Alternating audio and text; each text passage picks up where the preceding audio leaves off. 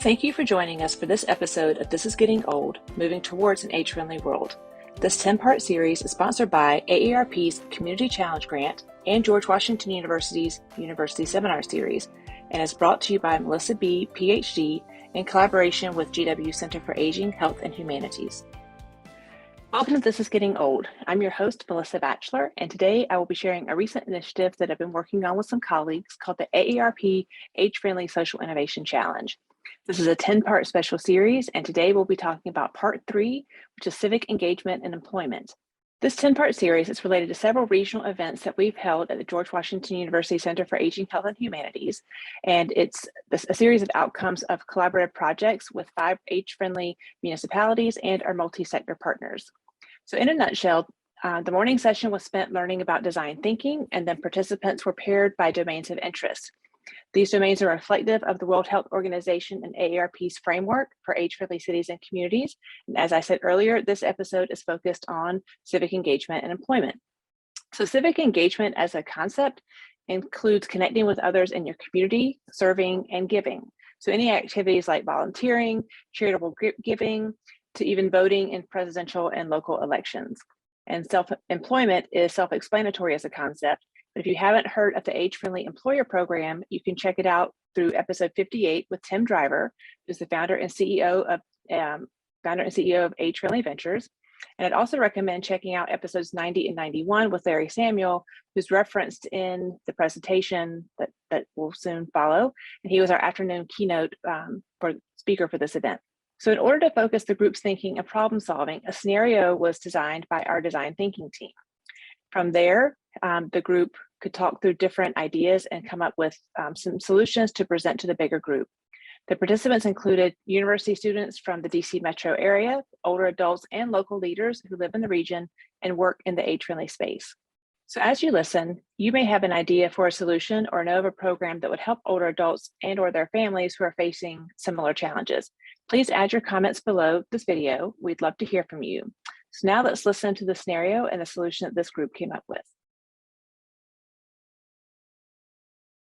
Our Joseph lived in Brookland with his daughter and school-age grandchildren. And he got in trouble like Alberta did because he ordered magazines from the phone, and his daughter told him he couldn't use the phone anymore. And he is 79 and retired, and he wants something to do. He just feels like he's home alone in the daytime and doesn't know how to proceed.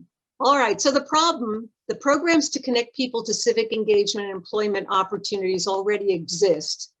The problem is many people do not know about them. So the idea of connect the dots was brought up in terms of information that's out there and that people need to know about. Our group worked out being some from Alexandria and some from Montgomery County.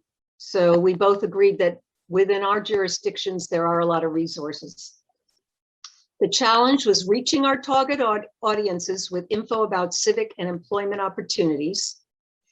And the target audience includes older adults and their families. So to clarify that a little bit, it was basically that it's not only the older adult that we're targeting, but it's also their families, particularly the adult children of older adults who need to know about these resources as well, both for their immediate need for their parents, but also for their future need, because as we agreed, everyone is aging.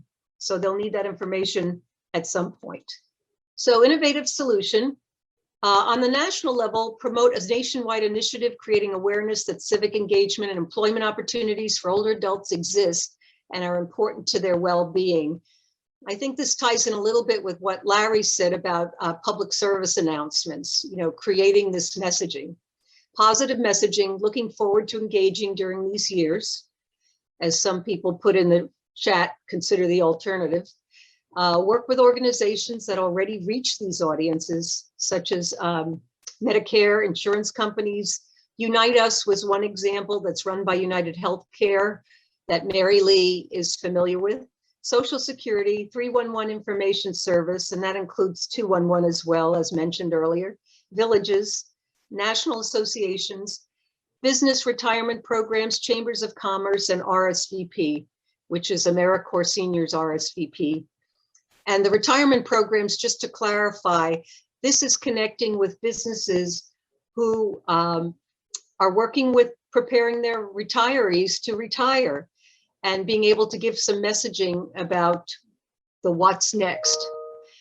They may not be ready to listen to that at the time they're retiring because they're focused on their financial aspects, pension, et cetera. But somewhere down the road, that may become an issue. So if we could somehow tie into their packages of information. Local level, ambassador programs giving a personal connection to the opportunities shared in these outlets. Local volunteers receive training to be able to work in their own neighborhoods, connecting them personally with people to find them the right opportunities for them. And this is not just pie in the sky, because our very own Mary Lee Anderson, who's the Executive Director of Senior Services of Alexandria, has this Community Ambassador Program up and running.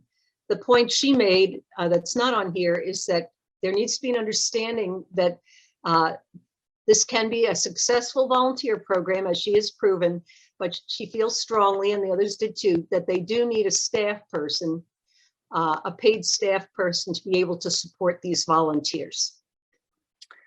So I'd like to thank all of the participants in this group for their time, effort, and energy.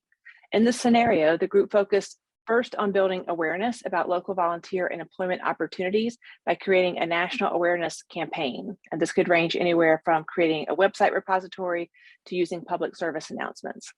So you may have another idea for a solution or know of a program that would help older adults and their families who are looking for civic engagement or employment opportunities. So please add your comments below this video, or you can go to my website where this episode is found at melissabphd.com. We'd love to hear from you. Thank you for joining us for this episode of This is Getting Old, Moving Towards an Age-Friendly World. This 10-part series is sponsored by AARP's Community Challenge Grant and George Washington University's University Seminar Series, and is brought to you by Melissa B., PhD, in collaboration with GW Center for Aging, Health, and Humanities.